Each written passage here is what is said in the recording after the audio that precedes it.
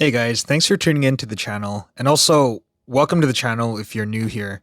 Today I'm going to start the new BJJDrillers study guide series.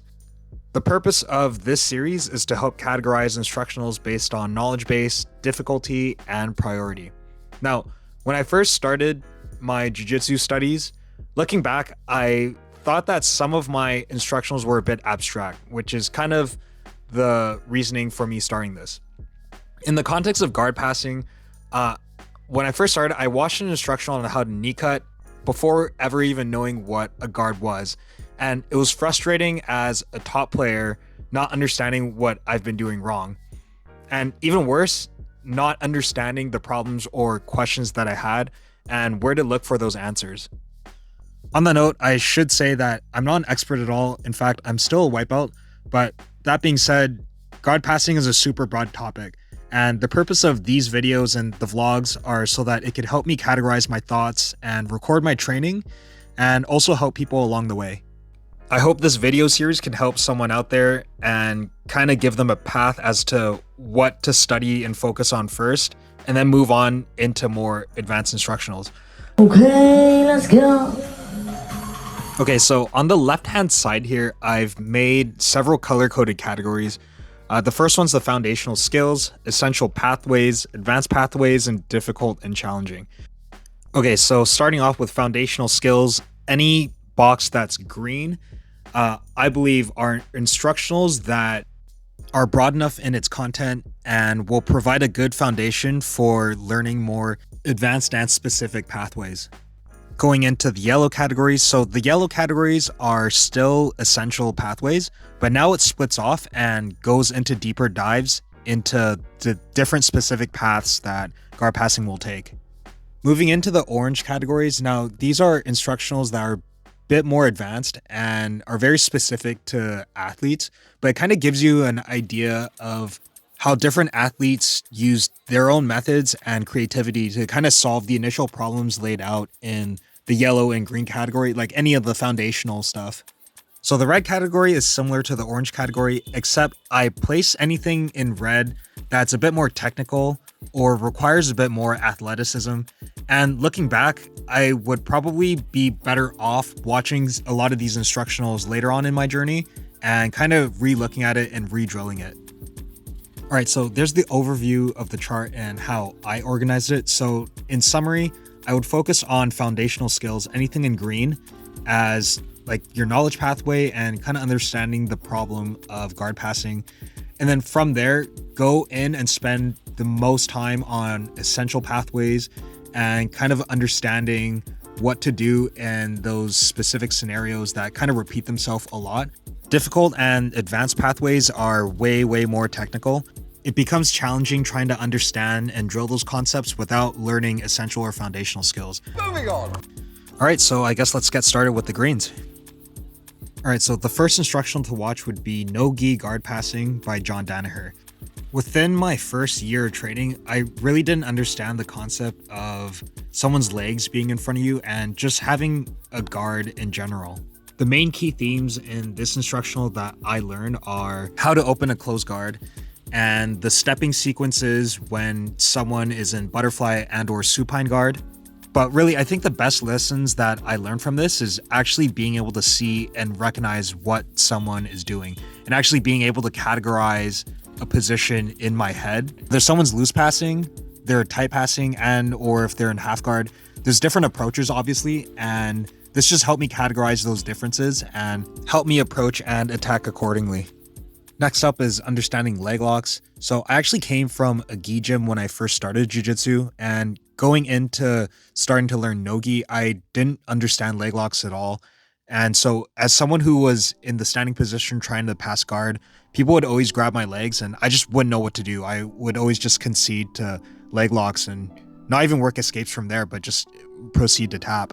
As I did more research, I found that a lot of the top guys would talk about being a good leg locker in order to be comfortable in the passing pocket. And what I mean by that is being able to stand up and pin legs, as well as not being afraid of any De La Riva or inversion grips that your opponent may want to use against you. So given how technical leg locks can be, I don't think it makes sense to dive straight into a defensive instructional on leg locks, but rather to understand all the different configurations of leg entanglements and then looking at how to defend and even counter the leg locks that you're into. And then ultimately, the goal with understanding leg locks is so that you're not afraid of leg locks and that you could start passing more and stay standed while people start grabbing grips on you and being able to know what to do and how to counter. All right, so now let's look into essential pathways. So this is where guard passing breaks off and gets more specific. So in these instructionals, I spend the most time studying and refining a lot of the techniques from here. After a hard training session, I always look back to the notes made from these instructionals to see if there's either an answer or if there's a question that I can kind of generate based off of these instructionals. All right, so inside essential pathways, I've broken up into 4 big categories. The first one is pressure-based passing or tight passing, and this is anything that involves a body lock. The second broad category is loose passing, so this branches off the most, and it's whenever you're trying to walk around someone's guard, generate movement, and generate pins, leg pins, in order to start passing the guard from there. Now, actually, I should also mention that I put submission passing in here as well. So whenever you're trying to threaten any kind of upper body submission to either win the match or generate movement, I put it all in loose passing as well. Third category is leg lock passing. So this is what you do after a leg entanglement, because inevitably leg entanglements happen and it's what you do afterwards. In this instance, either guard passing or when we get more advanced with the passing, how to take the back from leg locks. Last but not least, the most important passing position, in my opinion, is half guard passing. So half guard, in a sense, is a really big reset point. Not only that, the ways that half guard can actually occur are very broad, whether that be from a failed submission attempt, failed loose passing attempt, or even leg lock attempts, etc., etc. Half guard passing puts you 50% of the way past someone's guard, and it becomes a matter of who has better skills in half guard that will determine who wins the guard passing battle. Okay, starting off, we have tight passing. So tight passing, in my opinion, is probably the easiest passing sequence for beginners to learn. The premise of tight passing is that you find openings to take advantage of shutting down your opponent's legs. And so it becomes a pressure-based game where through immobilization, you could then start to work your pass and go around your opponent's legs. Gordon's body lock instructional is so long and extensive that I think this is probably going to be the only body lock instructional that I'll be studying for the next few years. To contrast that, there's the opposite, which is loose passing. So loose passing is so extensive that I find myself always trying to find and study tape to figure out different types of walking sequences in order to get a good loose pass down. I can't honestly figure out what a good loose passing instructional is because I've learned so much from all the other bits and bops from different instructionals. What has been helping me recently is watching Power Top by Craig Jones, and then from there, studying the concepts from the instructional and then cross-referencing it between the passing sequences that some of the B team guys are doing. Overall, I enjoyed the experimental aspect of loose passing and kind of figuring out how to add different sequences into my game. So a few of my subscribers have talked about the Greg Souders method of learning, which is learning through games. And I think anyone trying to loose pass would definitely benefit a lot from playing those types of games in order to learn loose passing. Whereas half guard and tight passing, you might be better off learning sequences and getting those specific paths down. All right, moving on, there's leg locks to guard passing. So I really enjoyed this instructional because it showed that if someone were to try to really leg lock you, that's not the end of the world. You can always work on your escapes and then from there find advantageous positions to start guard passing. Prior to studying this instructional, I would always reset once I've escaped the legs, but after studying this instructional, it's really helped me take advantage of people who are trying to work their attacks on me and ultimately build my confidence within being in that passing pocket. So last but not least is half guard passing. Now I put serrated arrows going into half guard because ultimately half guard becomes a reset point from both of those positions in the event that you feel that your main passing sequence is failing or if you were to feel a threat of submission.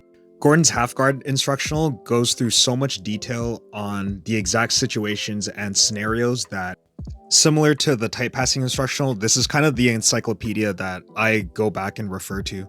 Alright guys, so if you made it this far into this video, first of all, thank you so much. Secondly, I would say start the studying journey from there and then work your way into the more advanced pathways. And ultimately, like, maybe the advanced pathways won't look the same as mine in the sense that you might have different questions, but I'll just lay out kind of a general summary of what each of those advanced pathway instructionals are going to talk about. All right, so moving up from the half guard path is split squat. Now, Gordon Ryan does a really good job of talking about split squats passing, but I like the details that Jason Rao goes through. And to be honest, I think some of the details I've been able to implement into my game more so than some of the Gordon pass sequences. Next up, again from half guard, is chest to chest passing by Giancarlo Bodoni. One of the main concepts that I learned from this instructional is really taking the chest to chest position and going a step further to solidify that position and kind of gassing your opponent out from there, as well as being able to work your pass. Okay, so moving on to the loose passing section. So in many ways, this loose passing instructional by Ethan Creliston is a good sequel to Craig Jones's Power Top. This will probably take a lot of time to properly drill, as a lot of the sequences here are based on reactions to whatever the person on bottom is trying to do, and then the counters to the counters. Next up is no-gi back takes by PJ Barch. And this is one of my favorite instructionals as it shows practical ways of using pressure to generate back exposure instead of crazy knee wedges and bolos. Up next is the leg pinning system by the Rotolo brothers. Now, to be honest, this instructional was pretty mid. I don't see myself using the leg pinning system too much, but what I did learn from this instructional is how to really use leg drags, especially using leg drags in combination with leg pins. All right, now, so back takes from leg locks. Now, I should have mentioned this earlier on in the video, but basically, whenever there's a leg entanglement, there's also a degree of back exposure as well that opens up, and you'll start to understand that more the more you start learning about leg lock defenses as well as leg locks in general. Now, I really appreciate the practicality of this instructional. A lot of the back take sequences here build off of the guard passing sequences. As well, the knee wedge back takes in this instructional are a good precursor to learning more complex barambolos and bolo style back takes. Alright, so let's just finish all of the more advanced leg lock instructionals since we're on the topic of leg locks. So in this instructional by Nicky Ryan, you'll learn some really cool back takes from directly countering leg entanglements. Moving on, I put down leg lock counters by Ethan Creliston. So this instructional will show you how to counterattack as well as counter escape with knee wedges from leg locks after a submission. Okay, so the last instructional on the leg lock tree is Leg Pummeling Mastery by Mikey Musumeci. Now, this one is a really difficult instructional, and to this day, I think I only have maybe drilled and got down maybe 1 or 2 moves from here. All in all, what I learned from this instructional is that on a really technical level, you can learn to pass guard from a seated position.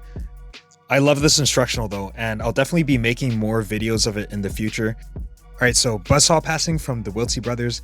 Now, this was the very first instructional that I watched, and looking back, I figured like, man, like this instructional is pretty advanced, man. Despite all the moves in here being straightforward, it seems like one of those things where they're basic movements that probably will take a lifetime to get down. The difficulty in some of the passes in this instructional are really just understanding timing. A huge lesson that I learned from this instructional is drilling as well as reps-based drilling. Also, watching a lot of the passes from this instructional has really pushed my desire to wanting to build more athleticism in my game. All right, and finally, leg lock landmines by the Rotolo brothers. Now, I put this in here because the threats that the Rotolo brothers put on, especially on the legs when guard passing, is pretty crazy, and being able to chain that to elicit responses for guard passing is a really good way of making openings when trying to pass guard. All right, so there it is. This is my study guide on guard passing. Thank you guys so much for watching this all the way through. I really hope that this can help you figure out a good study path or a way to kind of figure out what to watch first. So in conclusion, I just want to say that you don't necessarily need to get these instructionals, but rather maybe you could look at the concepts and try to build a study path based on the recommendations. If anyone is interested in having this chart, follow me on Instagram and shoot me a DM and I'll be able to send you the picture file. So I hope this has helped you. Please remember to like and subscribe. Thanks again for watching, and just remember, if you have time to kill, you have time to drill. Peace.